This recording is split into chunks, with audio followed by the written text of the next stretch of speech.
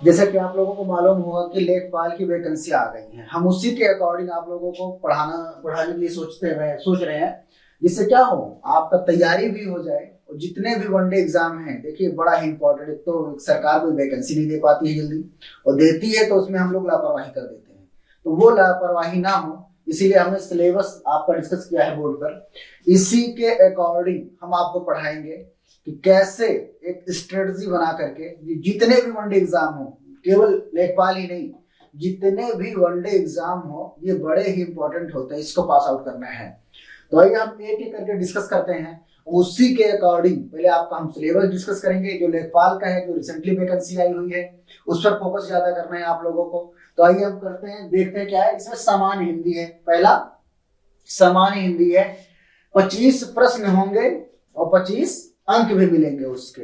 और ध्यान रखिएगा, इसमें निगेटिव मार्किंग भी कर दिया गया है, 1/4 निगेटिव मार्किंग है इसमें। 1/4 निगेटिव मार्किंग है, इसीलिए तुक्का तो लगाना ही लगाना है, लेकिन उतना ज्यादा नहीं लगा देना कि हमारा क्या हुआ, बदा बदाया अंक भी माइनस में चला जाए, वो नहीं करना है आपको। तो समय होगा 2 घंटा, 2 घंटा आपको पूरा मिलेगा, 120 मिनट। और ये जो है 100 क्वेश्चन करने रहेंगे, 25-25 के सब बटे रहेंगे आपस में। 25 के क्या रहेंगे, सामान्य हिंदी रहेगा, जिसमें मुहावरा आएगा, विलोम शब्द आएगा, परिवर्तनीय आएगा, शुद्ध शब्द आएगा, अशुद्ध शब्द आएगा, ये सारे हिंदी में आएंगे। फिर गणित हो गया, गणित का पोर्शन दूसरे सर देखेंगे आपको, लेकिन ये जो हिंदी वाली पोर्शन, हिंदी हो गया, सामान्य ज्ञान हो गया, जिसमें हिस्ट्री है, विज्ञान है, भूगोल है, ये सब देखो यहाँ दिया है सामान्य ज्ञान। इससे कंफ्यूजन होता है, जीएस होता है और एक सामान्य ज्ञान होता है। यहाँ पर जीएस आपको क्या होता है, डिस्क्राइब करना पड़ता है, जनरल स्टडीज बोलते हैं उसको। और यहाँ है सामान्य ज्ञान। यहाँ क्या होता है, हमको हमारे ज्ञान का परीक्षण होता है कि जो देश में चल रहा है, जो विदेश में चल रहा है, जो हमारे राज्य में चल रहा है, जो हमारे जिला में चल रहा है, क्या आप लोग उसको जानते हो या ऐसे ही मतलब बैठ जा रहे हो पेपर में। इसी का परीक्षा लेने के लिए कि आपको कुछ पता है या नहीं पता है, सामान्य ज्ञान डाला जाता है वनडे पेपरों में। क्योंकि कम से कम आप छोटा काम करने जा रहे हो, ग्राम स्तर का काम करने जा रहे हो, तो इतनी तो जानकारी आपको होनी चाहिए कि हमारे जिला में, राज्य में क्या चल रहा है। कल को पूछ ले आपको, आपके सीएम का क्या नाम है, अब आपको पता ही नहीं भैया ये सीएम क्या होता है, कोई दूसरा तो नहीं आ गया, ये क्या हो गया। तो ये नहीं होना है, इसीलिए इसको क्या करते हैं, सामान्य ज्ञान देते हैं कि थोड़ी थोड़ी जानकारियां, आप विशेषज्ञ ना बनो लेकिन सामान्य बनो, कि थोड़ी थोड़ी जानकारी अपने देश के बारे में, अपने राज्य के बारे में, अपने जिला के बारे में आपको पता होना चाहिए। तो इसीलिए देता है सामान्य ज्ञान। अब ये चौथा जो आता है 25 नंबर के भी रहता है, 25 क्वेश्चन रहता है, 25 नंबर का रहता है। ये है ग्राम समाज और विकास। अब जान रहे हो आजकल जब से रिसेंटली वाली गवर्नमेंट आई है, कितना ज्यादा फोकस कर रही है रूरल डेवलपमेंट पर। क्योंकि गांधी जी ने कहा है कि अगर जो भारत बसता है तो कहाँ बसता है, वो गांव में बसता है। तो इसीलिए जब गांव को हम स्वच्छ करेंगे, गांव को सभ्य बनाएंगे, तो क्या होगा, धीरे धीरे अपने आप भारत स्वच्छ और साफ सुथरा बन जाएगा।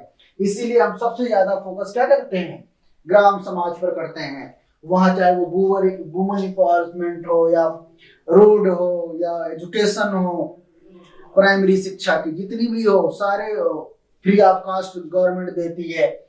महिलाओं को बढ़ावा देती है, उनको कहती है कि आप लोग सबल बनो, एम्पावरमेंट बनो, आपके अंदर आप शक्ति आए, आप क्यों नहीं काम कर सकते हो। तो इसीलिए ये आया है ग्राम समाज एवं विकास की योजनाएं लागू हुई। और इसमें बहुत सारे पॉइंट होते हैं। ग्राम विकास भारतीय संदर्भ में, ना कि हम किसी दूसरे के संदर्भ में चले जाए। हमको देखना है कि अब क्या करते हैं, हम हर 5 साल बाद एक प्रधान को चुनते हैं। वो क्या करता है, इसलिए अपने बीच के प्रधान को चुनता है कि वो हमारी समस्याएं देखा रहता है, भली भांति उससे परिचित रहता है, उससे क्या करना है क्या नहीं करना है पूरी जानकारी होती है। हाँ, ये बात अलग है कि वो जान करके भी नहीं करता है, अपनी जेब भरने में लगा रहता है। लेकिन हमारी जो सरकार होती है वो तो अलॉट यही लिए पैसे करती है कि वो जाए, जमीनी स्तर के जो शोषित होते हैं, वंचित होते हैं, जो निचले तबके के लोग होते हैं, उनको इसका बेनिफिट मिले। तब जाकर के क्या होगा, एक सभ्य समाज और स्वच्छ भारत, सभ्य भारत का निर्माण होगा। इसीलिए हमारी जो गवर्नमेंट है किस पर फोकस करती है, बहुत कहीं भी बात देख लो, हमारे प्राइम मिनिस्टर वो हमेशा क्या करते हैं कि हम गांव की तरफ देखो, उसको पहले सबल बनाओ और भारत अपने आप सबल हो जाएगा। क्योंकि हमारे जो अन्नदाता होते हैं वो गांव से ही आते हैं। उनकी जब परेशानी दूर होगी तो सबकी परेशानी दूर होगी। केवल ग्राम विकास भारतीय संदर्भ में, फिर जितने भी ग्राम विकास कार्यक्रम होते हैं, ग्राम विकास की योजनाएं होती हैं, भूजल योजना हो गई, रोड योजना हो गई, देखो ये कुछ योजनाएं होती हैं लागू, तो क्या होती है, वित्त पोषित पूरा सेंटर की तरफ से होती है, पैसा भी सेंटर देता है और संसाधन भी सेंटर देता है। बस वो क्या कहता है कि तुम जा करके, राज्य को कहता है आप क्या करो, अपने गांव में उसे ला करके इम्प्लीमेंट करो, उसका रोड बनाओ, जो हम पैसा दे रहे हैं उसको सही जगह पर लगाओ, तब जाकर क्या होगा, निर्माण होता है। और कुछ योजनाएं राज्य सरकार की भी होती हैं, बहुत सारी योजनाएं राज्य सरकार की होती है जो क्या करती हैं, वो अपने राज्य के नागरिकों पर लागू करती हैं, उनको सबल बनाने के लिए कोशिश करती हैं। फिर आ गया ग्राम विकास शोध प्रणालियां। तो बहुत सारे आजकल जो हमारी रिसेंट वाली गवर्नमेंट है या कुछ पहले वाली भी गवर्नमेंट तो क्या करती है, बहुत छोटे छोटे बच्चों को ही उनको शोध के क्षेत्र में ले जाना चाहती हैं, क्योंकि यही एक निर्माण का पॉइंट होता है। अगर जो बच्चा छोटे से ही किसी भी डायरेक्शन में जाए, क्या जैसे स्किल इंडिया भी लागू हो गया था, अब स्किल इंडिया से क्या करते हैं, जो गांव में जिसको कुछ नहीं पता होता है उसको कुछ ना कुछ स्किल सिखाई जाती है उसको। अब इसका किसका प्रोग्राम, ये सेंट्रल गवर्नमेंट का है।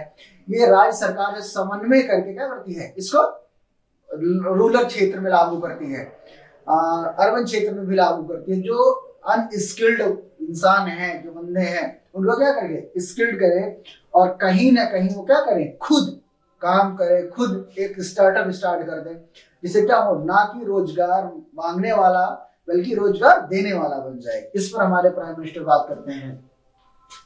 फिर ग्रामीण स्वास्थ्य योजनाएं, आप देख लीजिए हर ब्लॉक में खुल गया है एक स्वास्थ्य हॉस्पिटल, खुल गया है, अच्छी फैसिलिटी हुई है उसमें। इसमें क्या करके हमको अगर जो बीमार हो कोई तो कहीं दूर न जाना पड़े, पता चले बीमारी है हमें है और जाना पड़े 200 किलोमीटर, वैसे रास्ते में मर गया, फिर इसे हॉस्पिटल बनाने से क्या फायदा। इसीलिए नियर बाई लगभग 5 किलोमीटर, 10 किलोमीटर, 2 किलोमीटर के अंदर आज के इस करंट भारत में आपको हॉस्पिटल मिलना ही मिलना है। और उसमें क्या आते हैं, एजुकेटेड डॉक्टर भी आ रहे हैं, जिससे आपको प्रसव की समस्या ना हो, कोई ऑपरेशन करना पड़े उसकी समस्या ना हो, हम अपने नियरेस्ट हॉस्पिटल में करवा लें। और हमारी सरकार चाहती है और भी आगे बढ़े, एडवांस लेवल की हो, जिससे क्या हो, क्योंकि स्वास्थ्य व्यवस्था कैसे पता चलता है, कहता है ना आवश्यकता ही खोज की जननी होती है। जब कोविड आया हमको इसके बारे में कुछ भी नहीं पता था, लेकिन धीरे धीरे इतनी सारी रिसर्च हुई कि आज हम पूरे विश्व को क्या करते हैं, वैक्सीन डोनेट कर रहे हैं, एज ए जेस्चर उनको दे रहे हैं। तो ये होता है, जब तक हमें नीड नहीं होगी तब तक हम हाथ पैर नहीं हिलाते हैं। हम भारतीय हैं ना, इसीलिए इनकी खूबी होती है, जब तक बिल्कुल पैर के नीचे बाढ़ ना आ जाए हम उठेंगे नहीं खटिया पर से कि चलो उठ के भाग ले, नहीं तो डूब जाएंगे। वही हुआ था ना जब इमामबाड़ा में पकड़े गए थे शहजादे लोग, तो चप्पल पहनाने वाला नहीं था, नहीं तो अंग्रेज पकड़ नहीं पाते, इतने सुरंग बनी थी, कहाँ घुस जाते, खोजते ही रह जाते, लेकिन नहीं, वो कोई चप्पल पहनाने वाला नहीं था तो वो उठे ही नहीं बिस्तर से। फिर ये यही हाल है, जब हमारा क्या होगा, ग्राम समाज अच्छा रहेगा, स्वस्थ रहेगा, तो हमारा भारत स्वस्थ रहेगा। इसीलिए ज्यादा से ज्यादा फोकस क्या करता है, ग्रामीण क्षेत्र में किया जाता है। अब ये ग्रामीण समाज विकास एवं भू सुधार योजना है, बहुत सारी बंजर जमीनें पड़ी रहती हैं, उनको सरकार कहता है उनको खेती में परिवर्तित करो। तरह तरह की टेक्नोलॉजी आ गई है, अब जो ऊसर होता है, बंजर जमीन होती है, उस पर भी प्लांटेशन करवाती है, उसको भूमि सुधार में लाती है, उसको जो गरीब होते हैं उनको बांटती है कि आप इस पर काम करो। तो ये सारी योजनाएं एक शोषित वंचित जो निचले तबके के लोग होते हैं इससे प्रभावित होते हैं। उनको क्या चाहिए, उनको तो हेलीकॉप्टर में बैठना नहीं है, पूरी जिंदगी काम करते हुए रह जाते हैं, लेकिन उनका ये सोचते हैं जो लाइफ होती है ना वो डिग्निटी के साथ गुजरे, ऐसा ना हो किसी से 1 रुपये मांगना पड़ जाए। फिर आता है त्रिस्तरीय पंचायती राज व्यवस्था। देखिए बड़ा ही इंपॉर्टेंट है ये, 73वें 74वें संविधान संशोधन द्वारा इसे लागू किया गया था।